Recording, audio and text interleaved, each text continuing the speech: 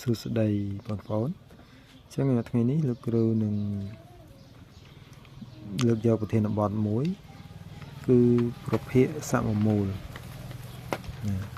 អញ្ចឹងយើងនិយាយអំពីប្រភេទដែលសមមូល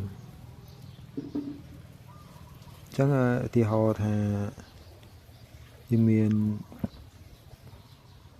2ភាគ4បាទ2ភាគ4មានន័យថា2ចែក4អញ្ចឹង2ភាគ4នេះបើសិនជាខ្ញុំយកភាគយក2គុណនឹង3ហើយភាគបែងក្រោមហ្នឹង4ហ្នឹងគុណនឹង3ដែរអញ្ចឹងខ្ញុំនឹងបានប្រភេទមួយទៀតខាងលើទៅជា6ហើយខាងក្រោមទៅជា12អញ្ចឹងយើងពិនិត្យមើលតម្លៃប្រភេទ2ភាគ4អញ្ចឹងតើ2ភាគ4វាស្មើប៉ុន្មានយើងយក2ចែក4បាទអញ្ចឹងពេលដែលយើងចែកទៅយើងឃើញថាបាន 0.5 ចុះ6ភាគ12វិញ6ភាគ12យក6ចែកនឹង12យើងបានប៉ុន្មានដែរបាទចម្លើយគឺបាន 0.5 ដូចគ្នាអញ្ចឹងយើងសង្កេតឃើញថាប្រភេទ2ភាគ4ហើយនឹង6ភាគ12នេះគឺមានតម្លៃស្មើគ្នាបាទអញ្ចឹងមានន័យថា2ភាគ4ស្មើនឹង6ភាគ12អញ្ចឹងប្រភេទដែលមានផលចែកស្មើគ្នាបែបនេះគឺគេហៅថាប្រភេទសមមូលបាទនឹងគេហៅថាប្រភេទសមមូល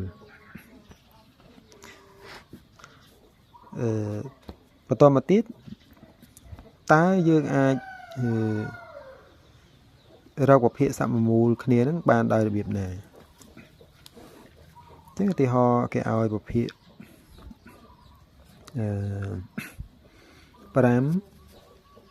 ភាគ6អញ្ចឹងរកប្រភេទដែលសមមូលនឹង5ភាគ6ហ្នឹងអញ្ចឹងគឺយើងអាចរកបានច្រើនណាស់បាទដើម្បីរកប្រភេទសមមូលនឹង5ភាគ6ហ្នឹងគឺយើងយកភាគយកហើយនឹងភាគបែកហ្នឹងគុណនឹងចំនួនណាមួយដែលដូចគ្នាអញ្ចឹងឧទាហរណ៍ថាបើភាគយកគុណនឹង2ភាគបែកក៏គុណនឹង2ដែរបើភាគយកគុណ3ភាគបែកគុណនឹង3ដែរការធ្វើបែបនេះនឹងធ្វើឲ្យយើងនឹងអាចបង្កើតបានប្រភេទសមមូលជាមួយនឹងប្រភេទដើមហ្នឹងហើយអញ្ចឹងបើខ្ញុំយក5គុណនឹង2ខ្ញុំបាន10អញ្ចឹងខាងក្រោមគុណ2ដែរបាន12អញ្ចឹងសមមូលនឹង5ភាគ6គឺ10ភាគ12ហើយបើខ្ញុំយក5គុណនឹង3បាន15 6គុណនឹង3បាន18អញ្ចឹងខ្ញុំបានប្រភេទសមមូលមួយទៀតហើយគឺវាសមមូលជាមួយនឹង5ភាគ6ហ្នឹងអញ្ចឹងតាមរយៈការគុណចំនួនដូចគ្នានេះគឺយើងបានប្រភេទសមមូលច្រើនណាស់បាទ